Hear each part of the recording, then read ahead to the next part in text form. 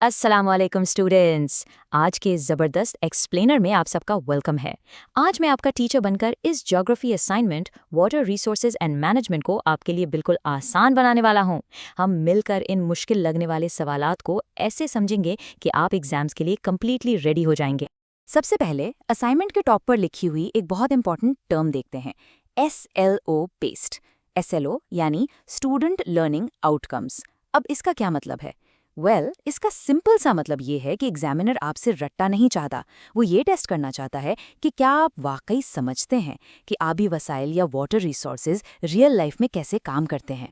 इस लेसन को हमने 5 लॉजिकल स्टेप्स में डिवाइड किया है। पहला इंट्रोडक्शन, दूसरा कॉन्सेप्ट्स, तीसरा पाकिस्तान इश्यूज, चौथा क्लाइमेट और पांचवा एग्जाम स्किल्स। इन स्टेप्स को फॉलो करके हम उन 42 स्कैटर्ड क्वेश्चंस को बहुत इजीली कवर कर लेंगे। Number 1, introduction to the assignment. चलिए देखते हैं कि इस एक्सटेंसिव वर्कशीट में असल में डिमांड क्या की गई है। तो आपके पास टोटल 42 क्वेश्चंस हैं। सुनने में शायद थोड़ा इंटिमिडेटिंग लगे, राइट? लेकिन घबराने की बिल्कुल ज़रूरत नहीं। अगर आप इनकी टाइप्स और पैटर्न्स को समझ लें तो इनको हल करना बहुत आसान हो जाता है। ज़्यादातर क्वेश्चंस बेसिक डेफिनेशंस हैं और बाकी एसएलओ क्राइटेरिया पर बेस्ड कंसेप्चुअल क्वेश्चंस हैं। अगर बेसिक्स क्लियर हैं तो जवाबात ऑटोमेटिकली आपके जहन में आएंगे। Number 2, basic water concepts.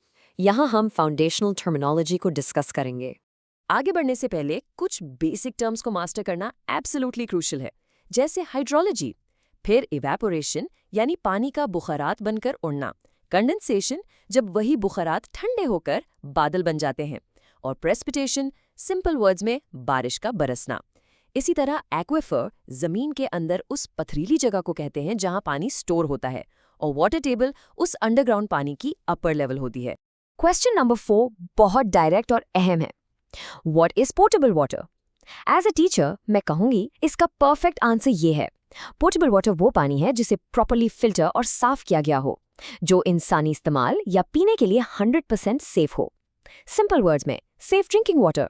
Question 12 में एग्जामिनर आपसे क्लियरली ग्रे वाटर और ब्रैकिश वाटर का डिफरेंस पूछ रहा है। देखें, ग्रे वाटर वो यूज्ड पानी है जो आपके वॉशरूम के सिंक या वॉशिंग मशीन से निकलता है। इसमें कोई खतरनाक सूएज नहीं होता। जबकि ब्रैकिश वाटर नेचुरली पाया जाने वाला नमकीन पानी है।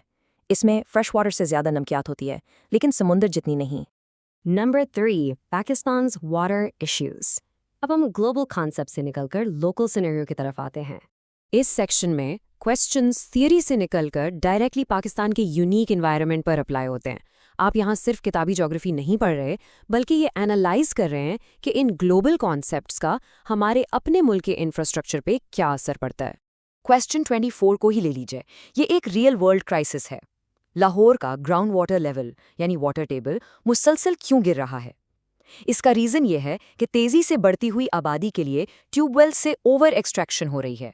और दूसरा बिग रीज़न, हर तरफ कंक्रीट और पक्की सड़कें बन चुकी हैं, जिसकी वजह से बारिश का पानी ज़मीन में जज्ब नहीं हो पाता और ज़मीन के अंदर का पानी नेचुरली रिचार्ज नहीं हो रहा। क्वेश्चन 28 एक बहुत ही शानदार एनालिटिकल सवाल है।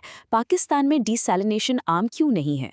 डिसैलिनेशन का मतलब तो आप जानते ही हैं, समंदर के पानी से नमक निकालकर उसे पीने के काबिल बनाना। सुनने में तो ये एक मैजिक सोल्यूशन लगता है ना, लेकिन रियलिटी हमारी मईशत से जुड़ी है। डिसैलिनेशन प्लांट्स लगाना और मेंटेन करना बहुत महंगा है, और इन्हें चलाने के लिए मैसिव एनर्जी यानी बिजली चाहिए, और फिलहाल पाकिस्तान के रिसोर्सेज के मुताबिक ये इकोनॉमिकली फीजिबल नहीं है। नंबर 4, वेदर एंड क्लाइमेट यानी वो एटमॉस्फेरिक कंडीशंस जो वाटर साइकिल को ड्राइव करती हैं। क्वेश्चन 11 आपसे मुख्तलिफ किस्म की बारिशों को कंपेयर और कॉन्ट्रास्ट करने का कह रहा है। कन्वेक्शनल रेनफॉल तब होती है जब गर्मी की वजह से ज़मीन तप जाती है, जिससे गर्म और नम हवा तेज़ी से ऊपर उठती है और भारी बादल बनाती है। ये गर्मियों के मौसम में आम है। दूसरी तरफ रिलीफ रेनफॉल तब होती है जब हवाएं नम हवा को पहाड़ों की तरफ धकेलती हैं। हवा पहाड़ से टकराकर ऊपर उठती है, ठंडी होती है और पहाड़ के उसी हिस्से पर बारिश बरसाती है। क्वेश्चन 14 टेस्ट कर रहा है कि आप फॉग और स्मॉग में फ़र्क बता सकते हैं या नहीं। ये डायरेक्टली नेचुरल वेदर और ह्यूमन पोल्यूशन का डिफरेंस है।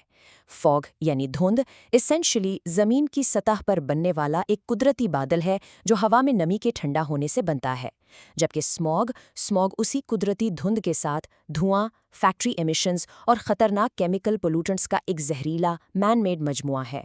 मैंने क्वेश्चंस 17, 19, 20 और 41 को ग्रुप कर दिया है। क्योंकि ये स्पेसिफिक क्लाइमेटिक फैक्टर्स हैं जो आपको अच्छी तरह याद होने चाहिए। वेस्टर्न डिप्रेशंस, मेडिटरेनियन से आने वाले वो वेदर सिस्टम्स हैं जो पाकिस्तान में सर्दियों की अहम बारिश लाते हैं।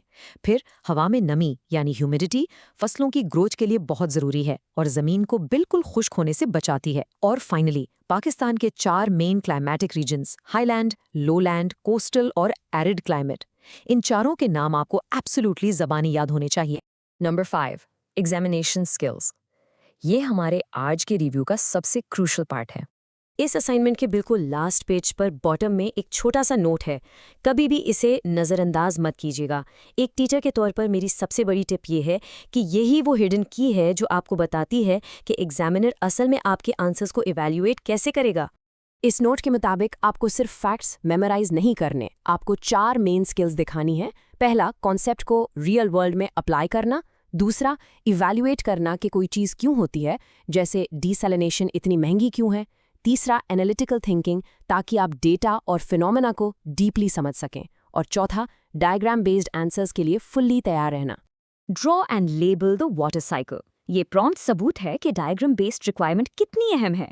ज्योग्राफी में विजुअल रिप्रेजेंटेशन उतनी ही जरूरी है जितने आपके रिटन वर्ड्स। एक साफ सुथरी प्रॉपर्ली लेबल डायग्राम जिसमें इवेपोरेशन, कंडेंसेशन और प्रेसिपिटेशन कंप्लीटली क्लियर हो, आपको एग्जाम्स में इजीली फुल मार्क्स दिला सकती है। और दूसरा डायग्राम प्रॉम्प्ट है, draw a pie chart mentioning percentage of saline water and fresh water. इसका मतलब है आपको जियोग्राफिक डेटा को एक्यूरेट चार्ट्स में ट्रांसलेट करना आना चाहिए। इस स्पेसिफिक सवाल में आप पाई चार्ट का ऑलमोस्ट 97% हिस्सा समंदरी नमकीन पानी यानी सेलाइन वाटर दिखाएंगे और सिर्फ 3% का एक बहुत छोटा सा स्लाइस फ्रेश वाटर के तौर पर हाईलाइट करेंगे। सो स्टूडेंट्स, क्या आप अब रियल वर्ल्ड के आबाई वसाइल को अप्लाई, एनालाइज और मैप आउट करने के लिए रेडी हैं? इन 42 स्कैटर्ड क्वेश्चंस को हमने इजीली बकेट्स में डालकर डीकोड कर लिया है। मुझे यकीन है कि इस नए स्ट्रक्चरल अंडरस्टैंडिंग के बाद आप फुली एम्पावर्ड फील कर रहे होंगे। इन कॉन्सेप्ट्स को जहन में रखें, अपनी वर्कशीट कॉन्फिडेंस से मुकम्मल करें और एग्जाम्स में एक्सीलेंट परफॉर्म करें। गुड लक और अल्लाह हाफिज।